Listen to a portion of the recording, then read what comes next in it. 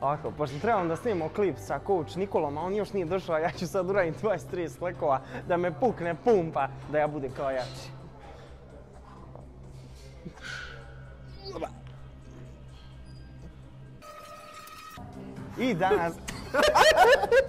I danas snimamo klip sa coach Nikolom. Inače, coach Nikola drži podcast koji se zove Not Ordinary i tu dolaze najveće legende kao što sam ja, šalim se. Ti treniraš powerlifting, je tako? Da, jesam. Ja treniram street workout, pa da vidimo ko je jači. Ajde, može to da ne. Dogovoreno? Dogovoreno, ajde. Radit ćemo slekove, 5 minuta, može? 5 minuta prvo. Ajde prvo čučnje. Ajde. Da. Dobro. Da li često radiš ovu vežbu i koliko je? Pa vidi, za sada je radim 2 puta nedeljno. Nekad sam radio čak jednom, a sve zavisi od perioda godine, da se pripremim za takmiče, da li ne. Sad, pošto sam gotov sa takmičenjem, ovo što bi se rekao off sezona, malo više sam spustio intenzitet i ne radim toliko teških kilaža, više na tehnici, na nedostacima, tamo što bi se rekao da mi fali, brusim malo još tehniku i tako uživam sad više u treningu, više nego pre. I tako, i to je to prevod. Znači nije ništa striktno sad da se sve mora, ali onako da popunim nedostatke. Šta te održalo da budeš konstantan? Održalo? Pa, brate, je disciplina. Disciplina koliko god se meni, i nije dalo da treniram ili me mrzelo discipline, jer to više mi postalo sad da ja želim to više, to da moram. Znaš, to se gradi godinama. Svrstao si u obavezu? Pa, ne samo u obavezu, nego i u posao. Jer meni posao se svodi oko teretane, ceo dan mi se svodi oko teretane, dolazim 2-3 puta dnevno, provodim dosta sati, postao mi je deo života. A? Ti lako? Okej. Koliko puta seks imaš sedmično? Zabao sam sad skroz. Šta misliš o mentalnoj snazi? Da li je ona bitnija od fizičke snage? Od fizičke snage, da. Zato što to ima neki trenuci da jednostavno fizička snaga krene da popušta i da jednostavno ostane ti samo ta psihička volja, jednostavno ta istrajnost. Ti ako si slab psihički, ti ćeš popustiti. Ja, na primjer, mogu da dam primjer iz svog nekog iskustva, gde sam držao dijetu 16 nedelja i bili su mi trenuci da li ću odustati, da li ću prestati sa dijetom, da li ću uopšte izgurati tu pripremu kako treba, da spustim toliko kila koliko sam namerio i bile su onako da li ću izdržati, da li neću i baš u tim teškim trenucima baš ona psihička snaga i izdržljivost i moć su tu bili u tim trenucima kad je bilo najpotrebnije. Tako da čak i u tim trenucima mislim da je najvažnije kako se za psihička snaga nego fizička. Znači, to nije više nikakve veze sa fizičkim izgledom i snagom, nego sa mentalnom snagom. Tako da to je po meni prvo mjesto najbitnije u takvim tim nekim trenucima i generalno sad ovako u životu. Meni delo je ovo jako dobro. Da li će street workout atleta dobiti bodybuildera? Ti sam bodybuilder. Pošto moja devojka kaže šteta što ona nema mikrofon, ajde ti nešto reci. Pa ne mogu sada smisliti, to mi tako dođe. A, kad ti dođe? Uplašila se. Drug Nikola, sad je ovako umaran, namjerno da on ide da šeta. Da, nabijem korake po teretani. Ljudi misle da sam aktivan. Otkud ti ideja da otvoriš podcast Not Ordinary? Sasvim slučajno, kao i sve do sada. Kako ti to uopšte palo na pamet? Opet to nije mala stvar. Pa nije mala stvar, mislim, kao i sve u životu. To je jako ozbiljan posao. Pa da, pogotovo kad ga radiš to toliko dugo, mislim dugo, radim 3 godine. Kao i sve do sada, što sam do sada radio u životu, je bilo sve spontano, znači ništa nije bilo forsirano. I to je bilo u početku sprednja, nije ništa bilo ozbiljno, ovako kako se bilo tipa naš 4 na početku da snimamo i onda kasnije kako je išlo vreme, sve nas ostalo manje i manje, tako da smo samo ja i Burazer, kako se zove, što se tiče snimanja, ostali. Ajde da uradimo ovo. Samo polako. Ajde. Lagano. Lagano.